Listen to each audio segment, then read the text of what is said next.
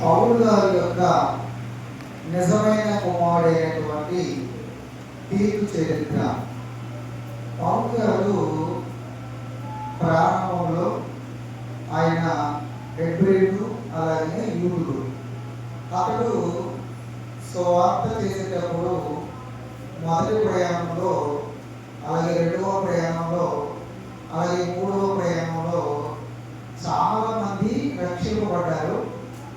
అందులో ఎక్కువ మంది అన్నిలో నుండే రక్షింపబడ్డారు. ఈ తీతు కూడా ఏ దేశస్థుడు అంటే గ్రీసు దేశస్థుడు. అలాగే తిమోతి గురించి మనం అన్నాం. ఇంతకీ తిమోతి తల్లి ఎవరు? అలాగే తిమోతి తండ్రి ఎవరు? ఈమె యూదురాలు, ఇతడు గ్రీసు దేశస్థుడు. అంటే యూదురాలకి గ్రీసు దేశస్తుడికి పుట్టినవాడే తిమోతి.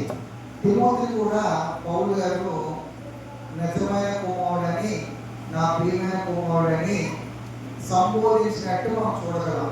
అలాగే తీతును కూడా ఆ సువార్త ప్రయాణంలో ఇతడు గ్రీసు దేశస్తుడు జ్ఞానాన్ని వెతికేవాడు. అంటే మొదటి కొరింథీయులకు రాసిన పత్రిక ఉంటుంది, యూదులు సూచిక్రియలు చేయగలుగుతున్నారు, అంటే అద్భుతాలు అయితే మేము నమ్ముతామని. అలాగే మరికొంతమంది గ్రీసు దేశస్తులు మాకు జ్ఞానం కావాలి, మేము ఎంత జ్ఞానమైన వింటాం అని వాడుతున్నారు. పౌలు గారు వారితో ఏమంటున్నారు? మేమైతే సిలువ వేయబడిన క్రీస్తును ప్రకటన చేస్తున్నాం.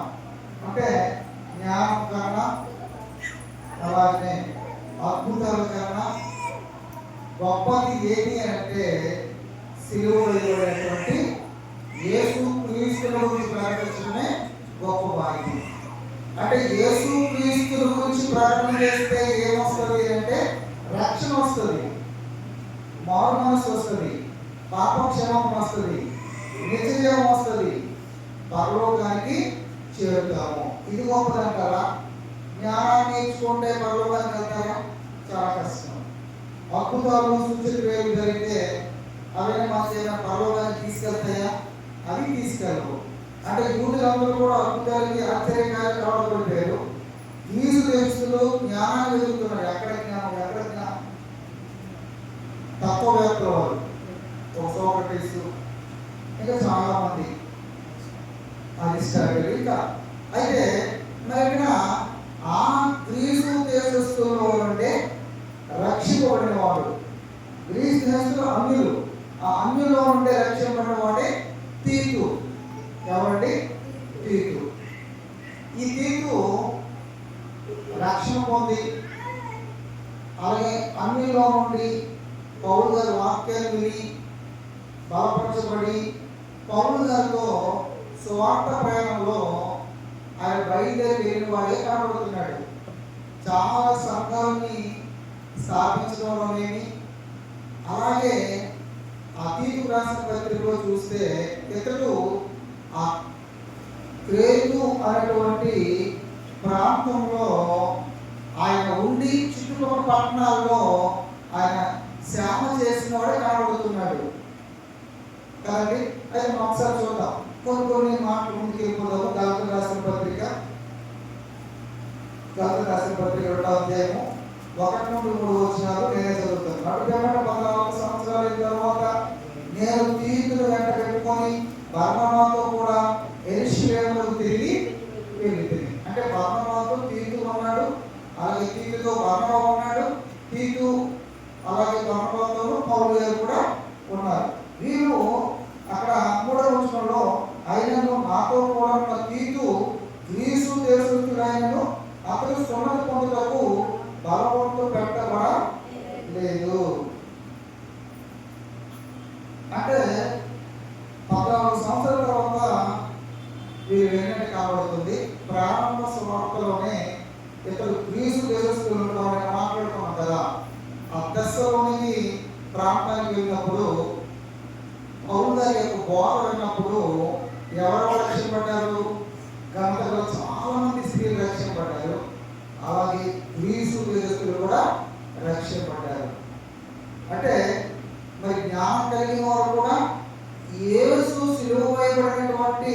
ఆ యేసుని గురించి ప్రచురం చేస్తే వారు రక్షణలోకి వచ్చారు.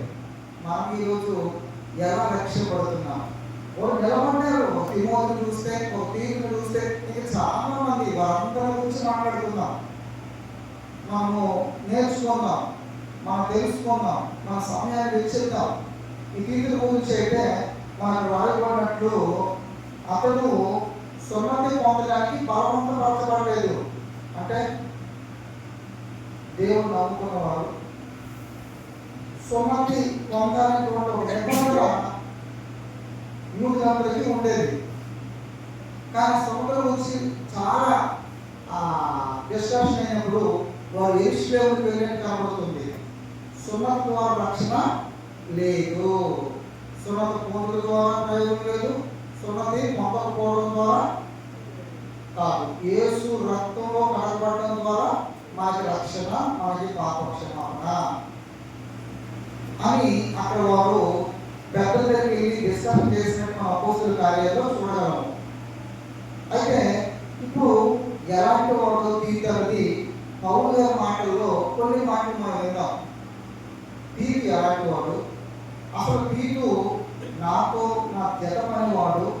అలాగే 2వ కొరింథీయులకు రాసిన పత్రికలో ఒకసారి మనం చూడగలిగినట్లయితే, కొరింథీయులకు రాసిన పత్రిక 2వ కొరింథీయులకు రాసిన పత్రిక 8వ అధ్యాయము 23వ వచనం. తీతు ఎవడని మిమ్మల్ని ఎవరైనా అడిగిన ఎడల అతడు నా పాలివాడును, మీ విషయంలో నా జత పనివాడుగా ఉన్నాడని మన సహోదరులు ఎవరైనా అడిగిన ఎడల వారు సంఘముల దూతలను క్రీస్తు మహిమనే ఉన్నారని నేను నీకు చెబుతున్నాను. ఇంతకీ ఈ తీతు గురించి ఆ కొరింథీయులకు రాసిన పత్రికలో ఆ కొరింథీ సంఘానికి తెలియజేస్తున్నాడు తీతుని గురించి. తీతు ఎవరనుకుంటున్నారు? తీతుని మీరు ఎవరైనా గుర్తిస్తున్నారు?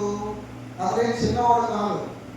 తీతు నాతో పాలివాడు. మిమ్మల్ని ఎవరైనా అడిగితే తీతు ఎవరంటే అతడు నా పాలివాడు, అంటే నాతో ఎక్కడికి దేవుని పనులు వెళ్ళినా నాతో సహకారిగా, నా పాలివాడిగా నాతో వస్తూనే ఉన్నాడు, నాతో ఉన్నవాడు అని కొరింథీ సంఘానికి తెలియజేస్తున్నాడు. అంటే పౌలంతటి వాడే తీతుని గురించి ఒక మంచి సాక్ష్యం ఇస్తున్నాడు. అతడు నా పాలివాడు. అంతేకాదు మీ విషయంలో, అంటే కొరింథీ సంఘస్థులారా, మీ విషయంలో నా జత పనివాడినై ఉన్నాడు. ఈ విషయంలో అతడు నేను ఎలాగైతే కష్టపడ్డానో, నేను ఎలాగైతే సేవ చేశానో, నేను ఎలాగైతే ప్రయాసపడ్డానో, అతడు కూడా సేవలో నాతో సమానమైన వాడు, లేదా నా జత పనివాడు. నేనేం పెద్దగారు, తీతులను చిన్న కాదు. ఎంత తగ్గింపండి పౌలు గారు. ఈరోజు చూడండి, ఈ కొద్ది మన విషయాలు తెలిస్తే నా అంతరం లేదు ఆకాశం వెళ్ళిపోతున్నారు చాలా మంది. లేదు లేదు లేదు, దేవుడు పనిచేసిన అందరూ సమానము. ఇక్కడ పౌలంతటి వాడే తీతుల గురించి ఏమంటున్నాడు?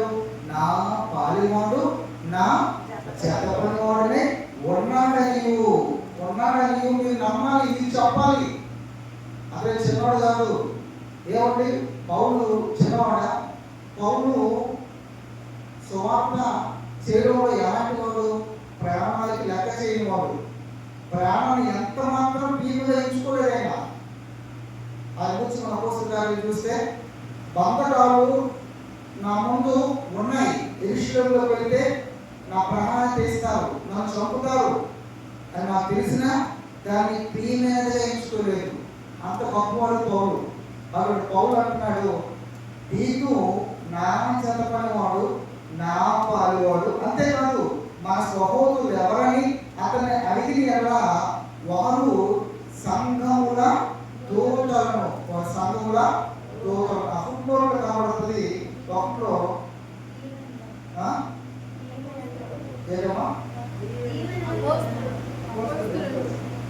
వారు సంఘముల దూతలు అంటే ఒకటి కదా. కింద చూసినట్లయితే మూల భాషలో అపోస్తులను అంటే ఇప్పుడు తీతు కూడా అపోస్తులు అన్నట్టే మనకి మాట్లాడే అర్థమవుతుంది. మన సహోదరులు ఎవరని మిమ్మల్ని అడిగినట్లయితే వారు సంఘముల దూతలను, అంటే నాతో సమానమైనటువంటి వాడు, నా చెప్పని వాడు, నా పని వాడు అట్లే కాదు, అతనితో ఉన్నవారందరూ కూడా సంఘములకు దూతలు. దూతలు అంటే పంపబడిన వారు, సేవ చేసేవాళ్ళు, నా దూతలు, సంఘంలో దూతలు వాళ్ళు క్రీస్తు మహిమై ఉన్నారని నేను చెబుతున్నాను. వాళ్ళు చిన్నవారు కాదు, వాళ్ళు అపోస్తులే, నేను అపోస్తులనే అన్నట్టు ఈ మాట అర్థం కనబడుతుంది. దేవుడు పని కోసం పంపబడిన వారు, ప్రాణాలను ఇవ్వడానికి సిద్ధపడిన వారు. ఒక బర్మా ఏంటి, ఒక తిమోతి ఏంటి, ఒక తీతికి ఏంటి, అదే చెబుతున్నట్టు మనకి 23వ వచనంలో మనకు కనబడుతుంది. ఇంకా ఒకసారి చూడగలిగినట్లయితే మరి దయచేసి తీతు రాసిన పత్రిక 1వ అధ్యాయంలో 1-4 వచనాలు మనం చదివితే అతని గురించి పత్రిక రాస్తున్నప్పుడు, తీతుకు రాస్తున్నప్పుడు పౌలు గారు రాస్తున్నారు. అప్పుడు తీతు ఎక్కడున్నాడు? క్రేతు అనే ప్రాంతంలో సేవ చేస్తున్నాడు. చుట్టుపక్కల పట్టణాల్లో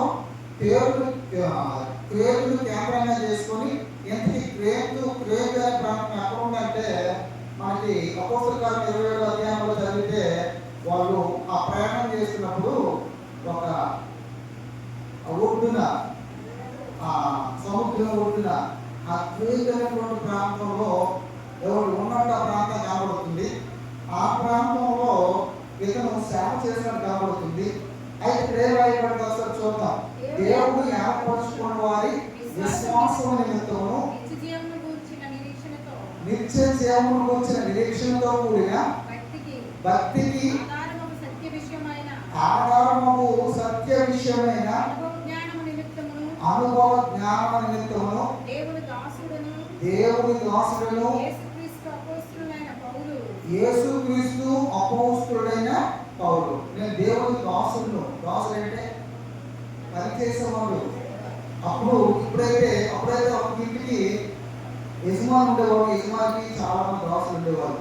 యజమాని ఏ పని చెప్తే ఆ పని దాసుడు అధికారం చెల్లించడం లేదు. పౌలంతటి వాడే దేవుడు గురించి ఏమంటున్నాడు? నేను దేవునికి దాసుడును. అలాగే యాకోబు అంటాడు, తన సహోదరుడు యేసుక్రీస్తుకి దాసుడు అంటాడు. యేసుక్రీస్తు ఉన్నప్పుడు ఏమన్నాడు? అతనికి గంటలు వచ్చింది, పిచ్చి వచ్చింది అని మాట్లాడాడు తన సహోదరుడు. యేసు చనిపోయి తిరిగి లేచి 40 దినాలు కనబడిన తర్వాత ఆ యాకోబు, ఆ యోధ సహోదరులు అప్పుడు నమ్మారు. అప్పుడు బలుపెరిగింది. నిజమే, ఆ చెప్పిన మాటలు సత్యాలే, మేము నమ్మలేకపోయాము. వాళ్ళు సంఘానికి మూల స్తంభాలుగా ఉన్నారు. యాకోబు సంఘానికి మూల స్తంభంగా కనబడ్డాడు. ఏ యాకోబు? శిష్యుడైన యాకోబు కాదు, యేసు సహోదరుడైన యాకోబు పెద్దగా, యెరూషలేము సంఘానికి పెద్దగా ఉన్నాడు. ఒక యోధ, వీళ్ళందరూ కూడా సేవ చేసిన వాళ్ళు. యేసు సహోదరుడైన యోధ, యాకోబు, యేసేపు, వీళ్ళు దేవుణ్ణి యేసుక్రీస్తుని గురించి ఉన్నప్పుడు అర్థం కాలేదు. ఈ రోజు అంతేనండి, మన ఎవరికి అర్థం కాదు, మనం ఎవరు గ్రహించరు, మన కుటుంబస్తులు మనం పట్టించుకోరు. అలాంటి పరిస్థితి నేను సేవ చేస్తున్న వాళ్ళ సమాజంలో ఉండేది. ఇప్పుడే కాదు, ఇప్పుడే కూడా అన్ని సంవత్సరాలు 3.5 సంవత్సరాలు ఉన్నప్పటికీ యేసు ప్రభువు ఎవరికి అర్థం కాలేదు. దానికి సత్యం అంత వేగం ఎవరికి అర్థం కాదు. ఏదో పెద్ద అంటారు కదా, సత్యం బొమ్మ దాటి వెళ్ళకముందే అబద్ధం ఊరంతా తిరిగి వచ్చిందట. అబద్ధం ఎంత ఫాస్ట్కి వెళ్ళిపోతుంది, చాలా ఫాస్ట్కి వెళ్ళిపోతుంది. ముసలు చూడండి, చాలా మంది ఏమండి ఎక్కడ మాట్లాడి అక్కడ మాట్లాడి అక్కడ మాట్లాడి అక్కడ మాట్లాడి ఈ దానిలోనే తిరిగేస్తుంటారు. మరి పని కూడా చాలా మందికి చెడు ప్రచారం చేయడంలో ఏమంటే వృద్ధాప్యసరికి వాళ్ళకి అదే పని కనుక మన ఇంట్లో ఎక్కువ కాలం గడపాలి. ఆ ఇంటికి వెళ్ళి ఈ ఇంటికి వెళ్ళి అక్కడ కూర్చొని అందుకే ఆ ఆ తీర్పు రాసిన పత్రికలో యవనస్తుల గురించి, కొత్త స్త్రీల గురించి, పెద్దల గురించి, అధ్యక్షుల గురించి ఆ సంఘంలో నువ్వు చక్కగా హెచ్చరించాలి, నువ్వు ఖండించాలి, నువ్వు బుద్ధి చెప్పాలి, దానికి నువ్వు సమర్థుడు అని పౌలే తీర్పు గురించి ఒక మంచి సాక్ష్యం ఇచ్చాడు. అంటే ఒక అన్యుడైన ఒక రక్షకుడి సేవ విషయంలో సంఘానికి మూల స్తంభాలుగా నిలబడినట్టు తీర్పు మనకు కనబడుతున్నాడు. పెద్దల నియమించిన చిన్న పని, మన పెద్దల గురించి గత కొన్ని వారాల గురించి మాట్లాడుకున్నాం.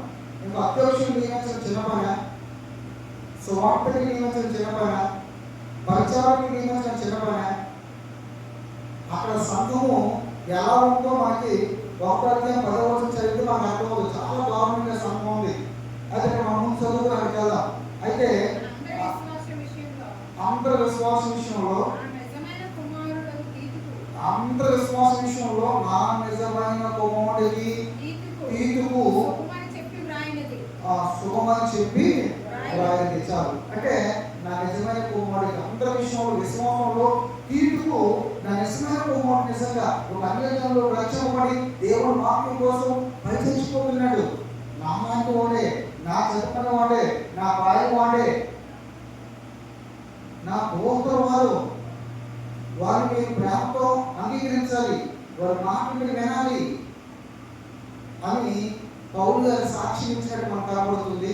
ఇంకా మనం చూడగలిగినట్లయితే ఈ దేవ నుంచి కొరింథీయులకు రాసిన పత్రిక వచ్చినట్లయితే కొరింథీయులకు రాసిన పత్రిక 2వ పత్రిక 2వ అధ్యాయం 12 వచ్చిన 2:12 వచ్చిన క్రీస్తు సువార్త ప్రకటించుటకు నేను త్రోయ అనే ప్రాంతానికి వచ్చినప్పుడు ప్రభువునందు నాకు మంచి సమయం ప్రాప్తించి ఉండగా ఫుట్నోట్లో కనబడుతుంది, ద్వారము తెరవబడి ఉండగా. సరే, సువార్త వెళ్ళేటప్పుడు కొన్ని సందర్భాల్లో మంచి సమయం ఉంటుంది, ద్వారం తెరవబడి అంటే ఏ ఆటంకాలు లేవని అర్థం. అంటే కొన్ని ప్రాంతాలకు వెళ్తున్నప్పుడు ఆటంకాలు ఉంటాయి, కొన్ని ప్రాంతాలకు వెళ్తున్నప్పుడు ఏ ఆటంకాలు ఉండవు, ఫ్రీగా చెప్పుకొని వచ్చేవచ్చు. అది కూడా మనకు తెలిసిన విషయం. అంటే ఇక్కడ పౌలు గారికి అంతకుముందు చాలా ప్రాంతాలకు వెళ్ళిన ఇబ్బందులు వచ్చాయి, కానీ త్రోయ అనే ప్రాంతాలకు వచ్చినప్పుడు మాత్రము ద్వారము తెరవబడినదట. ప్రభువు నాకు మంచి సమయం ఇచ్చాడు సువార్త చేయడానికి. మంచి సమయం దేవుడు నాకు ఇచ్చాడు. సహోదరుడైన తీర్పు నాకు కనబడనందున నా మనస్సులో నెమ్మది లేక వారి యొక్క సెలవు తీసుకొని అక్కడ నుండి మాసిదోనియ ప్రాంతానికి వెళ్ళిపోయాడు. అంటే పౌలు అంతటి వాడికే సువార్త చెప్పడం అవకాశం వచ్చింది, దేవుడు ద్వారాలు తెరిచాడు. కానీ పౌలు గారికి పక్కన తీర్పు లేకపోవడం చేత మనసులో నెమ్మది లేదట.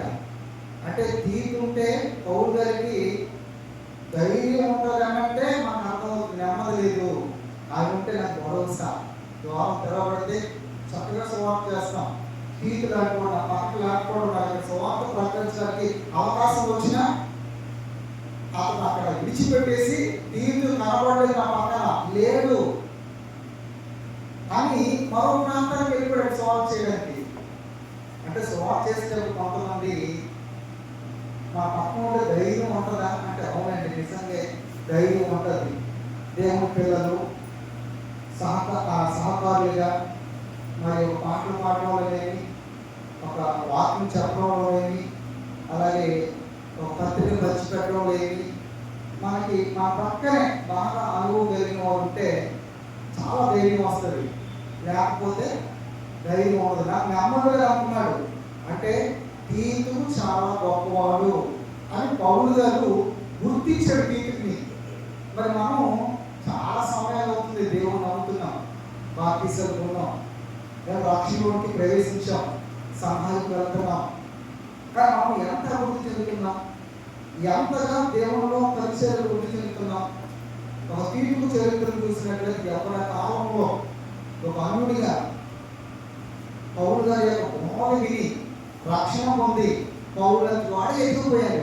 పౌలంటి వాడిగా ఎదిగిపోయాడు. నాతో సమానమైన వాడు, మేము ఈక్వల్, మేము ఈక్వల్. అంటే ఎంత కష్టపడాడు తీర్పు, దేవుని పని నిమిత్తము, దేవుని సేవ నిమిత్తము. అంటే మనం కూడా అలాగే ముందుకు వెళ్ళాలి, అలాగే ప్రయాసపడాలి, అలాగే కష్టపడాలి. తీర్పుకి అర్థమైంది దేవుని గురించి, దేవుని పని గురించి.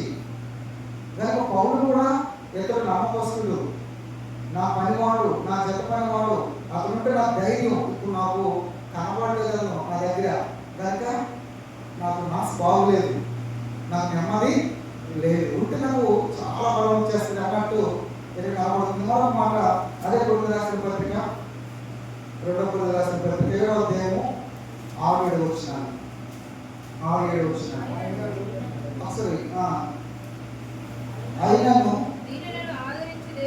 దీనులను ఆదరించే దేవుడు తీతు రాక వలన మమ్మల్ని ఆదరించెను. తీతు రాక వలన మాత్రమే కాకుండా అతను మీ అత్యాభిలాషను, మీ అందరూ నా విషయంలో మీకు కలిగిన అత్యాసక్తిని మాకు తెలుపుచు తాను ఈ విషయమే పొందిన ఆదరణ వలన కూడా మమ్మల్ని ఆదరించిన కనుక నేను మరీ ఎక్కువగా సంతోషించింది. అంటే ఇప్పుడు కొరింథీ సంఘానికి రాసినప్పుడు మీ దగ్గర నుంచి తీతు వచ్చాడు. తీతు రాగానే తీతు రాక వలన దేవుడు దీవుని ఆదరించే దేవుడు. అలాగే తీతుని ఏమంటున్నాడు, తీతు నా దగ్గర రావడం వలన, మా దగ్గర రావడం వలన మాకు ఆదరణ కలిగింది, మేము ఆదరించబడ్డాం. అంటే తీతు ఎలాంటి వాడు అన్నది మాకు ఇక్కడ అర్థం అవ్వాలి. అంటే ధైర్యం, ఆదరణ కలుగుతుంది తీతు వస్తే. పౌలంటి వాడికి తీతు రాగానే ఆదరణ పడ్డాం మేము. మాకు ఎలా ఉందంటే మీ దగ్గర ఆయన ఎలా సేవ చేశాడో, ఎలా పరిచయం చేశాడో, అలాగే మీరు ఎలా అతన్ని అభిమానించారో, అలాగే మీ అందరి వరకును, అలాగే నా విషయమే నేను మీకు సేవ చేశాను, మీకు స్వార్థ ప్రకటించాను, మీకు వాక్యం బోధించాను, నేను వచ్చేసాను. కానీ మీరు నన్ను మర్చిపోలేదు, మీరు నా విషయమై మీకు కలిగిన అతి ఆసక్తిని మాకు తెలిపాడు. ఇది మనం చెప్తున్నాడు, అయ్యా మీ గురించి వాళ్ళు మీ మీద చాలా ఆసక్తి ఉంది, వారికి అతి ఆసక్తి ఉంది మీ మీద, మిమ్మల్ని మర్చిపోలేదు అని తీర్పు పౌలుతో చెబుతున్నాడు. అక్కడ పౌలు గారి యొక్క పేరు వారి మధ్య అతి ఆసక్తితో పౌలు జ్ఞాపకం చేసుకుంటున్నారు. ఆ విషయాన్ని తీసుకొచ్చి మాకు చెప్పాడు. తాను ఈ విషయమే పొందిన ఆదరణ వలన కూడా మమ్మల్ని ఆదరించాడు. మీరు ఆదరించరని, అలాగే మమ్మల్ని మర్చిపోలేదు. అతడు వచ్చి మా దగ్గరికి మంచి వార్తలు చెప్పగానే మేమందరం కూడా ఆదరింపబడ్డాం. ఎప్పుడు మనకి సంతోషం వస్తుంది ఏమండి?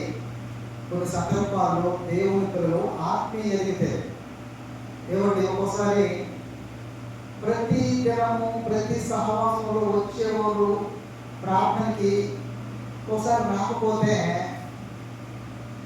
ఎవరికి బాధ అనిపిస్తుందా? ఎందుకు రాదని ఆలోచన చేస్తారా? నేనైతే ఆలోచన చేస్తాను, ఎందుకు రాదు, దేనికి కారణం అంటే సంఘంగా అందరం కూడా సహవాసంలో ఉన్నప్పుడు ఎవరైనా రాకపోతే దాని వెనుక కారణం ఏంటి? వచ్చే మనం ప్రయత్నం చేయాలి. అలా ఇక్కడ కూడా ఆయన వచ్చేటప్పుడు ఎంత ధైర్యం వచ్చింది, మేము ఎక్కువగా సంతోషించాము, మేము మరి ఎక్కువగా సంతోషించాము. అంటే తీర్పు రావడం వలన పౌలు గారితో అందరూ కూడా స్వార్థంలో సంతోషించారు మరి ఎక్కువగా. ఎక్కడ పర్వాలేదు, మనం బాగా స్వార్థ చేయొచ్చు. తీర్పు వచ్చాడు, మాకు ఆదరణ వచ్చింది. అక్కడ తీర్పు రానప్పుడు, తీర్పు కనపడినప్పుడు స్వార్థ చేయడం వెళ్ళిపోయాడు. ఇప్పుడు తీర్పు రాగానే ధైర్యం వచ్చింది. అంటే తీర్పు ఎంత గొప్పవాడని అమ్మ గమనించాము. తీర్పు ఎలాంటి పరిచయం చేసేవాడు, ఎలాంటి సేవకుడు, ఎలాంటి సువార్తలు నమ్మకమైన వాడు అని మనం అర్థం చేసుకోవాలి. దీన్ని బట్టి ఇంకా కొన్ని మాటలు చెప్పేసి మనము ముగించిన సిద్ధపడదాం. అదే కొరింథీయులకు రాసిన పత్రిక 7వ అధ్యాయము 13-14 వచ్చిన చదివాం. 13-14 ఇందుచేత మేము ఆదరింపబడితిమి, అంతేకాదు మాకు ఈ ఆదరణ కలిగినప్పుడు తీర్పు యొక్క ఆత్మ మీ అందరి వలన విశ్రాంతి పొందినందున అతని సంతోషము చూచి మరి ఎక్కువగా మేము సంతోషించాం. మీరు అతన్ని ప్రేమించడము, మీరు తీర్పు యొక్క ఆత్మ మీ అందరూ ఒక విశ్రాంతి పొందింది. అంటే మీరందరూ అతను విలువించారు, అతను బోధ విన్నారు, అతను విశ్రాంతిగా సేవ చేసి మంచి వార్తను తీసుకొచ్చాడు. మీకు గురించి చెడ్డగా చెప్పలేదు మాకు. అతను ఆదరించబడ్డాడు, అతను విశ్రాంతి పొందాడు. అందునిమిత్తం మేము అతను చూసి, అతని సంతోషాన్ని చూసి మరీ మేము ఎక్కువగా సంతోషించాము. అతను బాధపడకపోతే మేము బాధపడతాం, కానీ అతను మాత్రం మరీ సంతోషంగా వచ్చాడు. మీ గురించి, మీ వార్త గురించి, మీరు చూపిన ప్రేమ, మీరు మా మాటకు ఇచ్చిన గౌరవాన్ని బట్టి, నన్ను బట్టి మీరు గౌరవించారు అని పౌలు గారు చెబుతుంటే అతడు సంతోషంగా వచ్చాడు దేవుడు పని చేసి. ఇక్కడ వారందరూ కూడా ఏముంది, అక్కడ తీరుని చూసి మేము మరీ సంతోషించాము. అంటే మనం ఎప్పుడు సంతోషిస్తాము? మనకు ఉద్యోగం వస్తే సంతోషిస్తాము, ఏదైనా కలిసి వస్తే సంతోషిస్తాము, లేకపోతే ఏదైనా జరిగితే సంతోషం వచ్చేది. కానీ ఇక్కడ దైవ భక్తులకు, దేవుడి పిల్లలకి దేవుడు వాక్యం విన్నారని, ప్రేమించారని సంతోషం.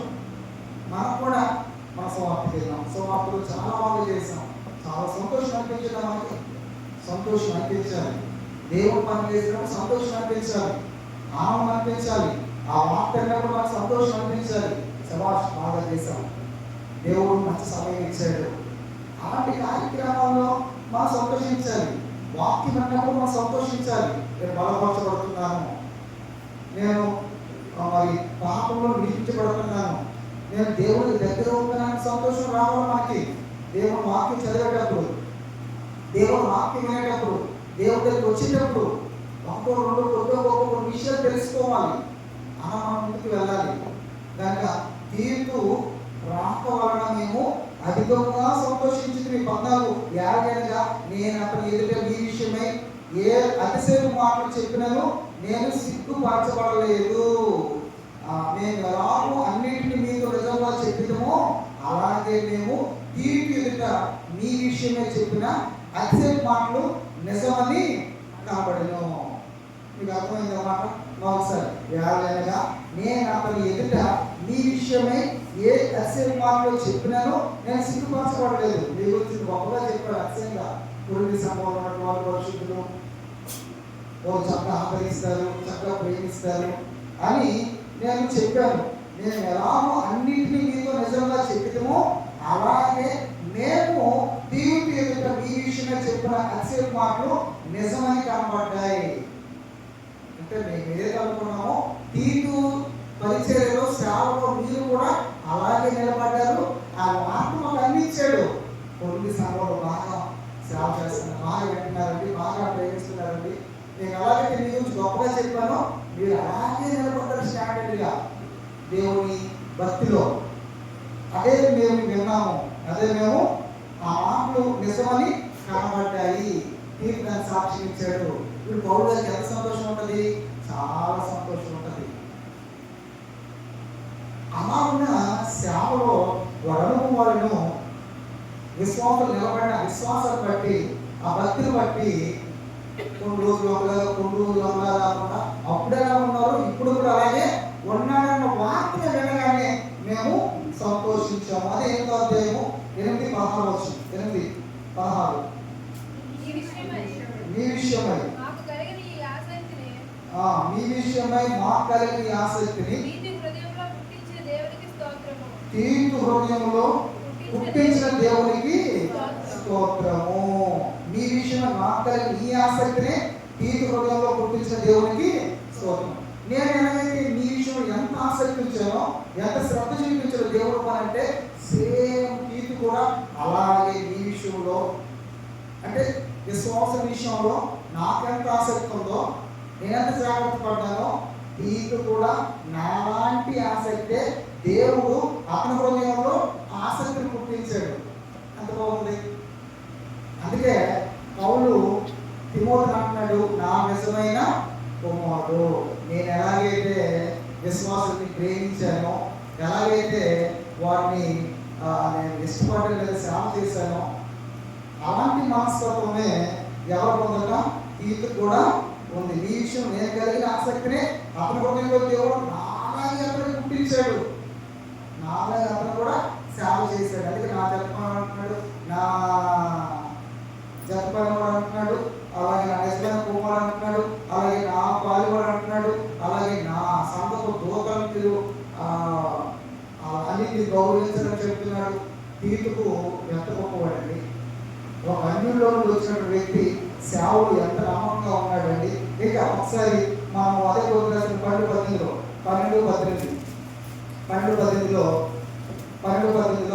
మీ యొక్కకు వెళ్ళటకు తీతును హెచ్చరించి అతనితో కూడా ఒక సహోదరుని పంపించాను. మీ యొక్కకు రావడానికి తీతును హెచ్చరించాను నేను. తీతును హెచ్చరించి అతనితో ఒక సహోదరుని పంపించాను.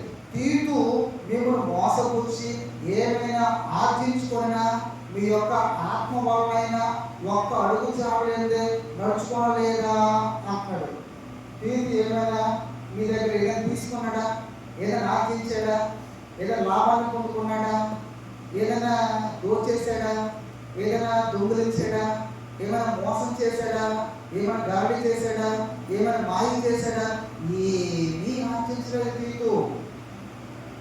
నేను ఏదో తీతులు హెచ్చరించి అతనితో ఒక సహోదరుని పంపిణీ తీతు మేము మోసపోచి ఏమైనా ఆర్జించుకున్నా అంటే ఏమైనా చేశాడా? లేదు కదా. అంత మంచివాడు తీతు. అంతగా కష్టపడి ప్రయాసపడి సేవలో ముందుకు వెళ్ళినవాడు, మోసం చేసేవాడు కాదు తీతు, ఏమైనా దోచుకునేవాడు కాదు తీతు అంటున్నాడు. మరి తీతు సేవ అంత గొప్పదా? అవునండి, అంత గొప్పదిగానే మనం ఇక్కడ కనబడుతుంది. చివరిగా ఇప్పుడు మనము లాస్ట్ చేద్దాం. తీతు రాసిన పత్రిక వచ్చినట్లయితే ఇప్పుడు ఈ 3 అధ్యాయాలు పౌలు గారు తీతుకు రాస్తున్నాడు. నేను ఈ షార్ట్ కట్లో మీకు ముగిస్తాను. ఎందుకంటే ఏమని చెబుతున్నాడంటే ఇప్పుడు ఆ క్రేతులో సేవ చేస్తున్నాడు తీతు. ఇప్పుడు ఆ సంఘాలు, అక్కడ సంఘాల్లో ఉన్నటువంటి వారిని కొంతమంది పెద్దలను ఏర్పాటు చేయమంటున్నాడు. పెద్దలు అలాంటి వారు అర్హత మనకి 5 నుండి 6 వచనం చదివితే ఆరాధనలు కాబడతాయి. అలాగే 7 నుండి 9 వరకు చూడగలిగినట్లయితే అధ్యక్షుడిని ఏర్పాటు చేయమంటున్నాడు. అంటే ఇప్పుడు పౌలు గారు తీతుల గురించి ఏమని చెప్తున్నాడంటే, నువ్వు అందరినీ ఏర్పాటు చేయడానికి నువ్వే సమర్థుడవు, నువ్వు పెద్ద నాయకుడు, ఎవరు ఎటువంటి వారు నీకు తెలుసు, ఎవరు ఏ అర్హత కలిగిన వారు నీకు తెలుసు, వారిని నువ్వు పెద్దలుగా ఏర్పాటు చేయాలి, అధ్యక్షుడిగా ఏర్పాటు చేయాలి. మళ్ళీ కొంతమంది ఎలాంటి వారు మరి ఏంటంటే ఆ విషయాన్ని చెప్పుకొస్తున్నాడు. 1వ అధ్యాయంలో వాళ్ళు సున్నత సంబంధులు, అలాగే అవిధేయులు, వదలబోతులు, మోసం చేసేవారు అక్కడ ఉన్నారు. కొంచెం జాగ్రత్తగా వాళ్ళ నోరును ముగించాలి.